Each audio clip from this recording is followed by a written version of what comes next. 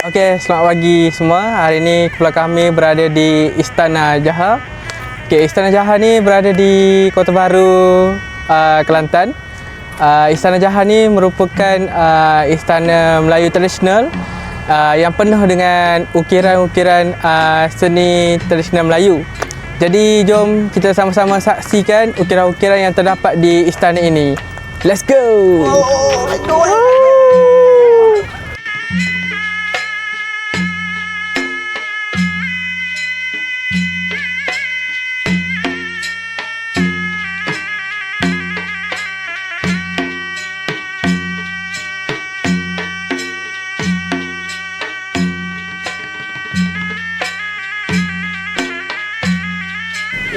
Okay guys, hari ini kita akan lihat reka bentuk yang terdapat pada tangga ini. Tangga ini dia diperbuat dari ciri dia, kita boleh lihat dia buat lingkaran dan besi yang digunakan ni adalah besi yang sangat kukuh, besi tempur orang panggil. Kukuh dan tahan lama dan bersifat, kalau kita lihat, nampak klasik. Okay, gaya seni bina yang lama, ia dapat menunjukkan pengaruh yang seni bina klasik dan nilai sejarah yang terdapat pada tangga ini. Okay. Di Istana Jaha, setiap helaian songket bukan sekadar kain hiasan. Ia merupakan lambang kemuliaan, kuasa dan adat istiadat Diraja Kelantan. Songket ditenun secara tradisional menggunakan benang emas dan perak. Proses pembuatannya memerlukan kesabaran dan ketelitian yang tinggi, mencerminkan kehalusan seni warisan Melayu. Okey, di sini merupakan ruang puri pertunangan pada zaman dahulu. Di hadapan saya ni kita boleh lihat ada hantaran pertunangan seperti dulang beralaskan kain kuning, makanan tradisional dan hadiah simbolik yang melambangkan kesekepakatan antara dua keluarga. Warna kuning juga melambangkan adat istiadat Melayu. Di bahagian belakang pula terdapat busana tradisional yang biasanya dipakai ketika majlis pertunangan, lengkap dengan corak dan kain yang klasik. Seperti yang anda dapat lihat di sini, ini adalah ukiran-ukiran kayu yang terdapat pada zaman dahulu, di mana mostly ukiran kayu ini menggunakan corak bertemakan flora, iaitu tumbuh-tumbuhan. Ukiran kayu ini juga terdapat ayat Al-Quran yang menunjukkan agama Islam telah lama sampai pada tempat ini. Okey, setengah di pembinaan rumah tradisional ataupun istana, dia menggunakan konsep tingkap yang berjereji, iaitu kayu yang menegak. Fungsi kayu menegak ni yang ada lubang-lubang ni ialah untuk masuk cahaya dan udara. Dan tu je lah pasal tingkap.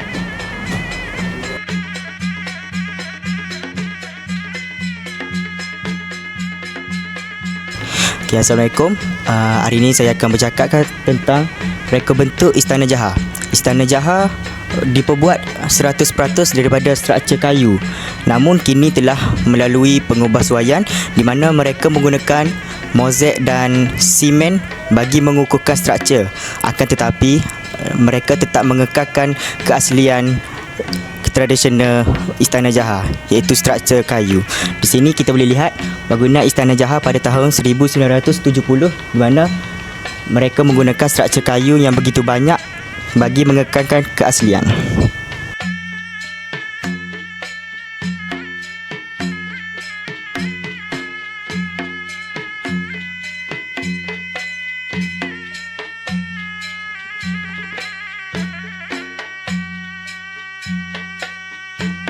Assalamualaikum warahmatullahi wabarakatuh. Hari ini seperti mana kita tahu, kita sedang berada di Istana Jaha. Istana Jaha ini yang kita tahu adalah menggunakan struktur kayu yang lama. Sebenarnya daripada zaman dulu dan zaman sekarang, dia masih mengekalkan struktur kayu. Dan seperti mana kita lihat, almari yang di sini, yang di dalam Istana Jaha ini pun menggunakan struktur kayu, yang mana dicorakkan sebagai flora dan fauna. Okey, di dalam almari ini juga disimpannya artifak-artifak dulu, yang mana cara pakaian, cara mereka berpakaian pada zaman dahulu lah. Seperti yang kita lihat, ni adalah susuk sanggul dan pending.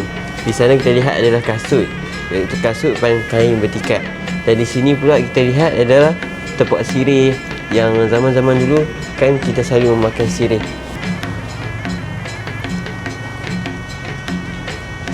Okey, di sini bukan sahaja terdapat Istana Jaha, tetapi ada juga balai senjata. Di dalam ni terdapat pelbagai senjata yang digunakan ketika Kesultanan Melayu di Kelantan lah. Jom kita sama-sama saksikan.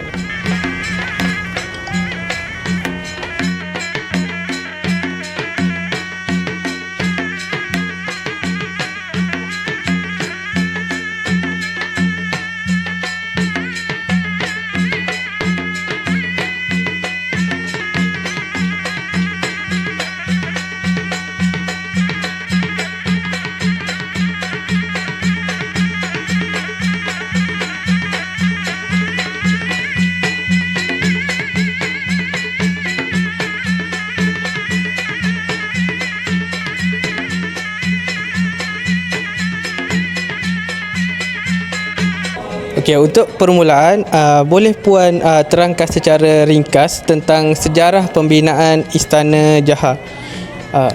Dulu kita di Kota Baru ni, kita dulu ada satu kota yang lama. Kota tu sebelum dijadikan Kota Baru, ada sebuah kota di sebelah sungai tu, kita panggil Kota Sabah. Kota Sabah tu sebelum itu digunakan untuk dijadikan ibu negeri Kelantan lah. Lepas tu banyak kali di banjir apa kan, lepas tu kita diarahkan untuk bertukar, dipindahkan satu kota tu dipindahkan ke sinilah. Kawasan ini adalah Kota Baru bersama dengan Pejabat Sultan, Istana Balai Besar, masjid, dan salah satu lagi yang bersama dengannya adalah istana ni lah, Istana Jaha. Istana Jaha ni ditubuhkan dalam tahun lebih kurang 1887 lah, siap. Seterusnya Puan, boleh Puan ceritakan sikit kenapa Istana Jaha ni dinamakan Istana Jaha? Istana Jaha ni dibina sempena perkahwinan cucunda kepada Sultan Muhammad kedua, dan untuk mengambil nama Istana Jaha tu, dulu ada satu, tapi pokok tu pun ada lagi kat luar tu, ada yang bunga kuning tu, itu adalah pokok Jaha.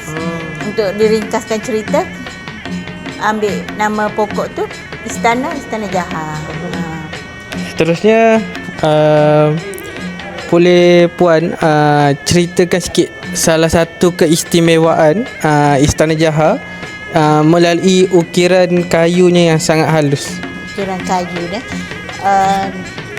Istana Jaha ni sebenarnya dibina oleh tukang-tukang dari petani bersama dengan tukang-tukang dahulu Kelantan lah.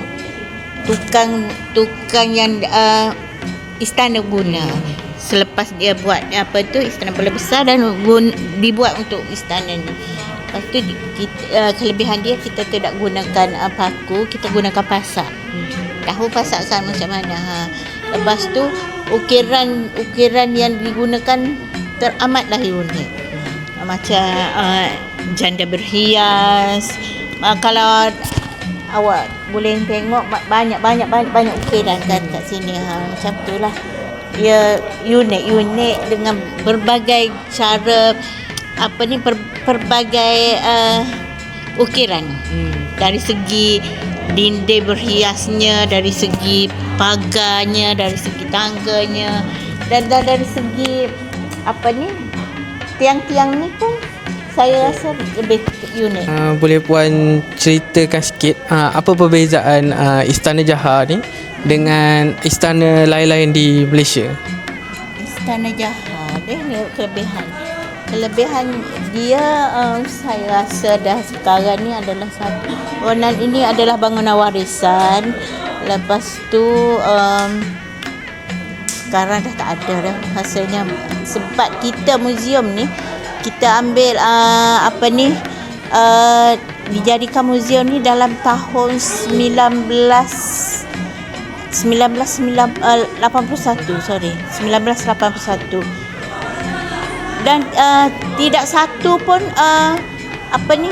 perubahan reka bentuk, cuma kita kekalkan. Kalau macam tiang ke rosak ke, lagi pun macam bumbung ke, semua kita kekalkan yang asli. Okey, pada pandangan puan, apakah nilai warisan terpenting yang terkandung dalam Istana Jahar kepada masyarakat hari ini? Nilai yang penting adalah keunikan ukiran dia lah. Kalau sekarang ni saya rasa dah tak ada dah. Mana-mana negeri dengan keunikan corak-corak ukiran kayu dia dah susah kan. Kita nak cari tukang-tukang yang ada sekarang pun tak kebanyakan mesin kan. Dulu tukang kayu. Lepas tu apa lagi unit yang muzium ni yalah masih dikekalkan. Untuk kalau di Kelantan ni saya rasa macam daya tarikan pelancongan salah satunya adalah Muzium Istana Jahar lah. Okey, mengapakah fungsi istana Jahar ni pada masa hari ini perlu memelihara? Kita perlu kekalkan untuk tatapan umum lah, untuk tatapan warga-warga, yang terutamanya kepada warga-warga muda seperti anda semua ni, untuk melihat betapa uniknya ukiran, betapa bersungguh-sungguhnya orang-orang dahulu, tukar-tukar dulu membuatkan istana ni. Macam tu. Okey, terima kasih puan. Banyak sangat puan kongsikan tentang pengalaman dalam Istana Jahar ni.